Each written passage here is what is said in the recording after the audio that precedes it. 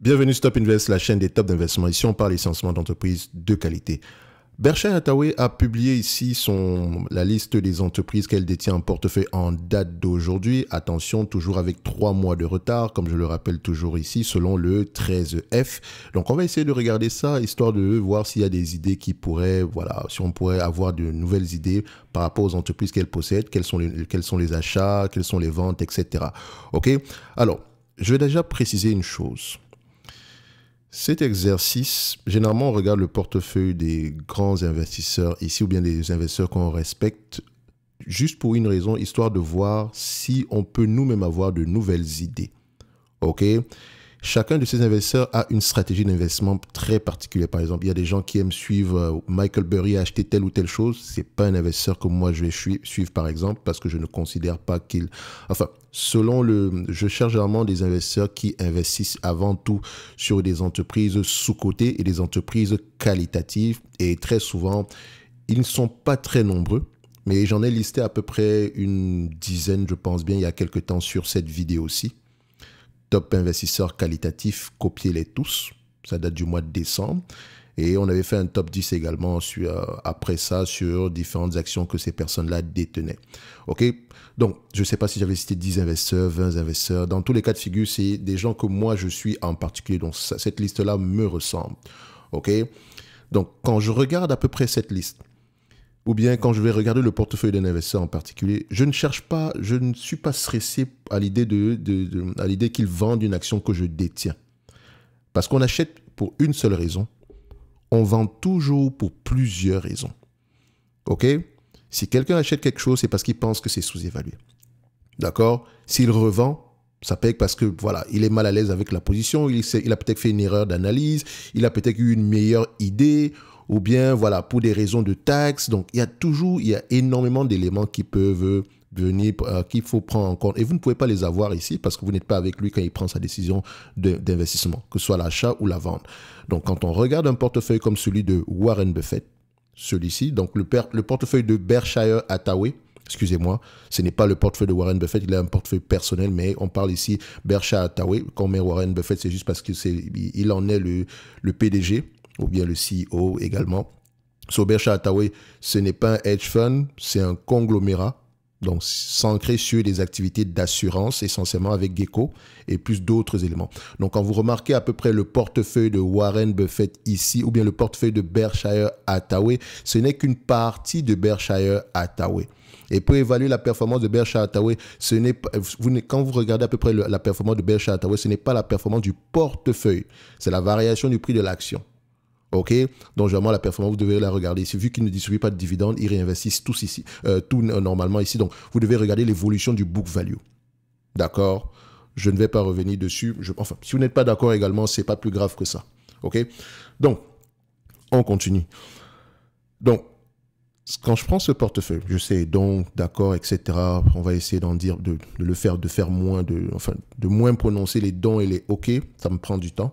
Et pour ceux qui ont commencé cette chaîne il y a très longtemps, vous savez qu'avant, il y avait certains mots que j'avais l'habitude de dire ici, comme checkmark, ce genre de choses-là, des choses qui ne sortent plus de ma bouche en date d'aujourd'hui. Alors, dans ce portefeuille, je constate premièrement les achats. Je vois ici qu'il a acheté du Liberty Media, la série C, série A, Sirius XM et Atlanta Brave Holding. En fait, c'est la même entreprise. En fait, si vous connaissez John C. Malone, vous allez comprendre pourquoi est-ce que je dis que c'est la même entreprise. Donc, Sirius XM, par exemple, en achetant du Liberty Media ici, on a peut-être du Sirius XM, etc. Et déjà, on a déjà fait l'analyse de cette compagnie ici il y a très longtemps. Atlanta Brave ici, c'est une équipe ici de baseball aux États-Unis, donc détenue également dans la galaxie Liberty Media. Donc, Liberty Media également, ils détiennent également Paramount. Je pense bien, ils sont investis dans Paramount, c'est bien ça. Si je ne me trompe pas, bon, je confonds toujours. Non, c'est Warner Bros. Discovery. C'est Warner Bros. Discovery qui est toujours également dans la galaxie Liberty Media. John C. Malone, c'est quelqu'un qu'on écoute quand on parle de médias. Il parle de Disney. En fait, allez-y écouter la dernière interview de John C. Malone. Je pense que Zone Bourse a présenté un document comme ça la dernière fois, donc, où il parlait de Disney. Il est très introduit dans le secteur des médias. Encore, quand vous voyez Charter Communication, c'est également la galaxie de John C. Malone. Je pense que j'en ai déjà parlé également ici. Si vous ne savez pas comment ça, John C. Malone s'écrit, je vous encourage à aller lire énormément sur lui, donc John C. Malone. Voilà, c'est lui, ce monsieur. Dans le secteur des médias, ce qu'il dit, il faut toujours prêter attention à ce qu'il dit. Surtout quand il parle des médias. Et les médias dans leur ensemble. Hein.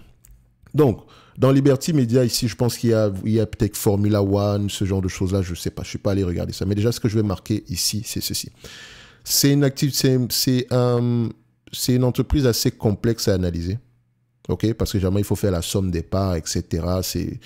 Ça peut être assez chiant, moi, je dirais, ok? Donc, moi, déjà, ce genre d'entité-là, je mets ça de côté. Et en plus, vous remarquez ici, ça, c'est ce qu'on appelle des positions de suivi. Ça ne pèse pas grand-chose dans le portefeuille. 350 millions, oui, pour nous, c'est énorme. Mais pour un portefeuille de 300 milliards, c'est rien. De 300 milliards, c'est rien du tout. Et de plus de 300 milliards même, parce que si vous comptez également le cash en supplément ici qui n'a pas encore été utilisé, le portefeuille est encore plus gros que ça. D'accord? Ça sont des positions de suivi. Donc, généralement, on les achète uniquement pour, voilà, peut-être parce qu'on veut continuer l'analyse, peut-être parce que, voilà, on aimerait être investi, histoire d'avoir à peu près, enfin, c'est un peu quand moi, j'achète du Téléperformance, par exemple. C'était uniquement parce qu'en achetant Téléperformance, ça allait me pousser à lire les rapports financiers avec un peu plus d'assiduité, des disciplines. D'accord? Parce que mon argent y est investi. D'accord? Donc, c'est uniquement ça. Donc, généralement, les positions qui sont en dernier ici, ça sont des positions de suivi. Et voilà, une position de suivi pour représenter, voilà, je dirais que pour un portefeuille comme Berkshire Hathaway, en dessous ici de 0,2% ici. OK? Donc, c'est Dr. Horton, par exemple, ça peut également être une position de suivi. Liberty Sirius également, c'est la galaxie Malone. Donc, il y en a énormément. Formula One également, c'est la galaxie Malone. Donc, je pense que pour avoir à peu près une idée générale de l'investissement ici, il faut prendre ça, plus ça, plus ça, plus ça, et on pourrait ajouter ça et ça. Donc, je dirais même qu'il faut joindre tous ces éléments-là, ça dépasse même le 0,2% pour savoir si c'est une position de suivi ou pas. Donc, je me trompe ici. Je pense que ce n'est pas plutôt une position de suivi. Je pense qu'il a juste acheté toute la galaxie ici, mais à un certain pourcentage de son portefeuille. OK? Donc, ici, les entités comme Dr. Horton, par exemple, ce sont de belles entreprises, mais également très liées au secteur de l'immobilier. Donc, quand on parle de taux d'intérêt, ça a un impact sur ces entreprises. Même si elles ont tendance à gagner beaucoup d'argent en date d'aujourd'hui, faites attention, ça reste cyclique. Ce n'est pas des business qu'on achète à plus de 10 fois les bénéfices. En tout cas, ça, c'est pour les achats. Maintenant, pour les ventes, on va regarder ça. Parce que j'ai vu ici, partout, des gens qui parlaient des... Ouais, Warren Buffett a vendu tel ou tel, il a vendu Amazon, je dois sortir, il a vendu UPS, il n'y croit plus. Déjà, UPS, pour moi, reste une compagnie qui est, selon moi, sous-évaluée. Enfin, je pense à la limite correctement évaluée. Je ne me rappelle plus la dernière fois que j'ai fait une vidéo sur cette compagnie-là. Elle a bénéficié de la pandémie, etc. Donc, elle est correctement évaluée. Et si vous voulez investir sur le e-commerce, etc., le prix actuel n'est pas mauvais, surtout si vous regardez à peu près la croissance future. Et c'est une entreprise extrêmement bien gérée. OK? Donc, le fait qu'il soit sorti de UPS ici, bof, ça ne veut rien dire de mal ici pour UPS, surtout que la position ne pesait pas grand-chose. Et si vous regardez bien, la plus grosse position de UPS ici datait de 2012. En fait, il a revendu ses actions depuis 2012. En fait, ça, c'était juste une position de suivi qu'il avait gardée. Donc, c'est un non-événement, selon moi. Et vous allez le voir également ici avec Procter & Gamble. Quand on prend Procter & Gamble ici, il a vendu, ça représentait 0,01% de son portefeuille. Mais la plus grosse position sur Procter & Gamble a été liquidée en 2016. 2015 par là, 2015-2016, il me semble que dans la liquidation ici, il avait plutôt obtenu ici des actions ici de la compagnie Energizer, ou bien on lui avait vendu la compagnie Energizer en échange de ses actions dans Procter & Gamble. Je pense que c'est la raison pour laquelle il était sorti à cette période-ci. OK? Donc, ça ne veut pas dire ici qu'il n'y croit plus, mais voilà, il a déjà fait son cash dessus. Donc, cette position-ci également est insignifiante. Ensuite, on va passer sur Mondelez ici, qui selon moi, Mondelez... Alors, pour Mondelez, ça dépend de... Comment on dit ça?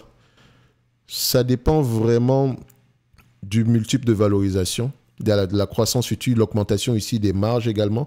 Ce n'est pas un business que je vais acheter à plus de 20 fois les bénéfices. Donc, au prix actuel, sans prendre en considération la dette, bien sûr, je dirais que cette compagnie est également correctement évaluée. Ok, on l'a acheté à 71 $ ici pour un business qui me distribue à peu près 3,8 $ ici d'ici 2025. On est à peu près à du 5% de rendement par là. Donc, ce n'est pas grand-chose, selon moi. Ok, donc elle est correctement évaluée. Pourquoi est-ce qu'il ne va pas s'en débarrasser? Tout va maintenant dépendre de son prix d'acquisition. Comme on peut le voir sur Mondelez, la grosse position ici a été liquidée. On a commencé à liquider cette position en 2011. On a terminé en 2023, mais la plus grosse partie ici a été liquidée aux environs entre 2011 et 2013. Donc, encore une fois, non-événement. OK? On continue avec les autres ventes ici. On a du Johnson & Johnson. On a fait une note d'analyse sur Johnson & Johnson. Pour ceux qui ne savent pas, la note d'analyse basée sur la lecture des rapports financiers, l'écoute des conférences call. Je vous dis ce que je pense de la compagnie. Et je pense qu'on avait à peu près... C'est une compagnie que j'aimais bien. Même si je n'aime pas les pharmaceutiques, Johnson & Johnson me paraissait assez correct également ici. Le spin-off également de Kenvue ici était selon moi une bonne décision. Bref, la vidéo sur Johnson & Johnson, elle est là. Vous tapez juste Johnson & Johnson, Top Invest, note d'analyse, vous allez la trouver. Donc, également, sur cette compagnie, la grosse position a été liquidée depuis très longtemps. OK, donc, encore une fois, non-événement. Ça ne veut pas dire qu'il n'y croit plus ni quoi que ce soit. C'est juste, il est sorti complètement de sa position. Donc, pour Celanese, ici, je pense que acheté à 140 $, revendu aux environs ici de 100 $ par là. Donc, peut-être également, ça peut être pour des raisons de taxes. OK, parce que l'année fiscale se termine presque aux États-Unis et généralement, on va revendre des actifs sur lesquels on a peut-être perdu de l'argent ici, histoire d'encaisser ici une perte en capital, ce qui pourrait nous servir ici, ce qui pourrait faire baisser nos impôts. D'accord? Donc, ça peut également être une raison. Est-ce que ça veut dire que Celanese est une mauvaise entreprise? Je pense même que Celanese peut être une bonne entreprise, mais c'est de la chimie spécialisée, n'oubliez pas. Donc, ça peut avoir tendance il peut avoir des procès quelque part, ce genre de choses-là, donc il faut toujours aller vérifier. Donc, c'est un business qui, selon moi, c'est un business qui est sous-évalué, selon moi. Mais faites attention, c'est un business également qui investit massivement ici, qui dépense énormément en capital et qui peut avoir des procès en cours. Je n'en sais rien, je ne vais pas regarder plus que ça, mais quantitativement, ça semble intéressant. On continue avec l'autre entité ici. Nous avons General Motors, c'est revendu 22 millions d'actions, ça pesait quand même une grosse partie, c'était quand même une grosse partie de son portefeuille. Enfin, quand une grosse partie de son portefeuille, il avait quand même une grosse position dessus, même 0,2%, c'est beaucoup. Et le fait qu'il ait vendu General Motors, pour moi, c'est une très, très bonne décision. Franchement, c'est une compagnie, excusez-moi, la façon dont c'est un business assez compliqué. Regardez, ça, c'est le point de vue bénéfice net, n'est-ce pas? Quand on regarde les free cash flow, nul, rien, zéro. Donc, c'est un business qui perd de l'argent, qui a perdu de l'argent pendant très longtemps. La pandémie est venue à peu près sauver ce business-là. Quand on regarde, on a l'impression qu'on gagne beaucoup d'argent ici. Mais il ne faut pas également oublier une chose. En fait, General Motors, c'est une compagnie financière. Donc, quand vous allez la regarder du point de vue free cash flow, peut-être que le free cash flow ne rend pas vraiment justice à ce business-ci. Mais dans tous les cas de figure, ça reste ici un vendeur de véhicules, donc un vendeur de voitures. Donc, ce n'est pas un business assez sexy selon moi. L'utilisation des capitaux est généralement très nulle ici. Donc, le fait de s'en débarrasser n'est pas forcément une mauvaise décision. Et parfois même, je me posais la question de savoir qu'est-ce qu'il faisait même à l'intérieur. Ça ne ressemble pas plutôt à un business qualitatif selon moi. Peut-être qu'il aimait le PDG, il me semble. Activision Blizzard, on en a déjà parlé. Vous savez, à peu près, l'entité s'est fait racheter par Microsoft, etc. On a soldé la position. Globe Life, ici, je pense que c'est plus de assurance. Markel, très belle entité qu'on n'a peut-être jamais analysée sur cette chaîne-ci. D'accord, c'est à peu près le mini Berkshire Hathaway, si on peut le dire, avec Tom Gaynor. Je vous encourage à aller lire dessus. Donc, est-ce que le fait qu'il ait vendu Markel ici, est-ce que c'est une mauvaise décision? Je pense qu'il n'avait pas une grosse position non plus, c'était une position de suivi. Donc, voilà. Chevron, je pense que on a juste réduit la position. D'accord? Et le plus gros, donc, réduction de la position après que l'action ait connu une belle période ici. C'est pas si mauvais que ça. Quand on regarde ici du CVX Chevron, qu'est-ce qu'on a? Ouais, voilà, ça reste ici une entité sur laquelle il a peut-être gagné de l'argent à court terme, donc pourquoi pas prendre ses bénéfices en date d'aujourd'hui? C'est un business qui va avoir tendance à se négocier à 10 fois les bénéfices futurs ici. Et encore, c'est un business extrêmement cyclique. C'est pas aussi facile que ça. Donc, il a vendu sa position dessus. Enfin, il a réduit la position. Et il y a de grandes chances qu'il continue à le faire de toutes les façons. Aon PLC, je pense que c'est plutôt un broker. Un insurance brokerage, donc c'est la partie c'est un vendeur de services d'assurance, donc ils vendent les assurances pour d'autres compagnies, ils ne supportent pas le risque ici financier. Voilà, j'adore cette compagnie, pas celle-ci spécifiquement, mais ce type d'entreprise dans le segment dans le secteur ici des assurances, ce sont les meilleurs. Ok, et ils ont essentiellement la force de vente. Donc vous pouvez voir ici avec une entreprise qu'on a déjà eu analysée ici qu'on appelle Brown & Brown, très belle entreprise. Comme d'habitude, c'est le genre d'entité qui ne va pas vous intéresser parce que vous ne la connaissez pas du tout. Mais moi, j'aime faire des vidéos sur des entreprises qui m'intéressent. Cette compagnie-ci, c'est une entreprise, c'est une excellente entreprise. Allez-y lire dessus. Ok, intéressez-vous à la croissance future, la taille du marché, etc. Donc, c'est un concurrent ici de Aon PLC. Donc, on peut voir ici que sur Aon PLC, c'est plus une légère réduction. Ça reste un bon business. Il a acheté à 230 par là. Et il a réduit sa position sur Amazon. Une position qui n'était pas, voilà, pas grand-chose non plus. Hein. Je pense que c'est assez correct également ici. Donc, il n'y a rien d'alarmant. Pour moi, je pense qu'Amazon continue à bien se comporter. Alors, on revient donc sur... Ça, c'est pour les ventes. Maintenant, on parle des achats. Bon, on en a déjà parlé de toutes les façons. On va revenir donc ici dans le portefeuille en particulier pour voir est-ce qu'il y a des entités qui pourraient être intéressantes. Et je le fais comme ça de mémoire, hein. Je sais que Davita est sous-évalué, mais regardez tout ce qui est en relation ici avec le le Ozempic, Wegovy, etc. En fait, ce sont des centres de dialyse. On en a parlé précédemment ici, mais il me semble que voilà, elle pourrait survivre à long terme de toutes les façons. On a HPQ, cyclique. On ne paye pas énormément, on ne paye pas des gros multiples pour ce genre de business-ci. Elles ont également bénéficié de la pandémie, mais ce sont des entreprises ici qui crachent du cash. OK, donc HPQ, faites attention, il y a HPE et HPQ, OK, faut faire la différence ici. Donc ici, ça reste une compagnie qui est sous-évaluée selon moi, qui gagne beaucoup d'argent, va racheter ses actions, va distribuer un dividende, donc vous l'achetez, c'est pour le dividende ici. OK, et en même temps ici, mix rachat d'actions, versement de dividende ici, ça peut avoir un impact assez positif à long terme. Mais ce n'est pas également une compagnie sur laquelle on va mettre une grosse partie de son portefeuille. Enfin, je parle pour moi, hein. Ensuite, quel est Visa, Mastercard, selon moi, reste également sous-évalué. D'accord. Charter Communication, c'est un peu plus...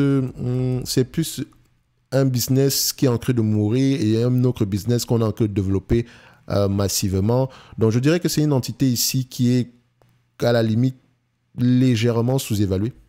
Mais il y a des investissements massifs à faire ici, donc ça vous intéresse, allez également voir ça. Ça fait également partie de la galaxie de Malone. OK. On continue ici. Donc ça, c'est une autre entreprise que j'aurais pu rajouter. Bon, Paramount, vous connaissez les problèmes. Ali Financial ici, c'est plus des prêts automobiles. Donc les taux d'intérêt ont tendance à augmenter. Ça peut avoir un impact sur la délinquance ici. Donc sur le fait que les clients aient de plus en plus de mal à payer leur crédit sur auto.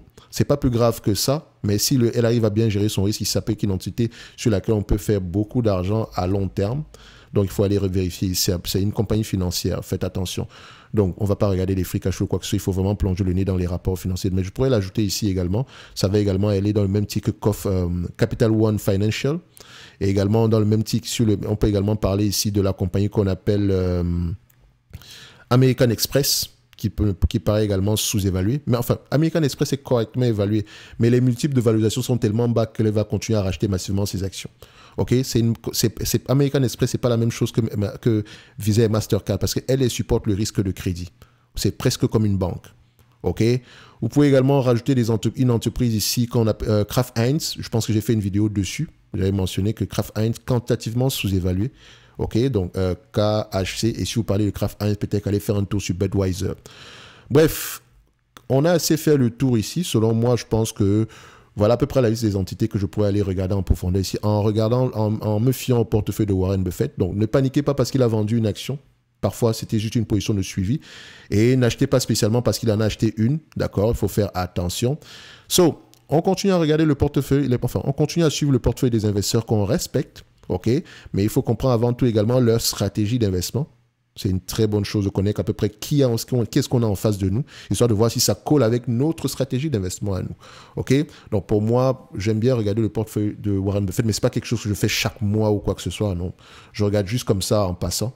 Et je pense que je n'ai pas souvent pris des idées chez lui. Parfois, ça peut être ici, je peux avoir un biais de confirmation en me remarquant qu'il a acheté une entreprise qui, moi, m'intéressait. Ça peut me donner envie de continuer à faire mes recherches dessus.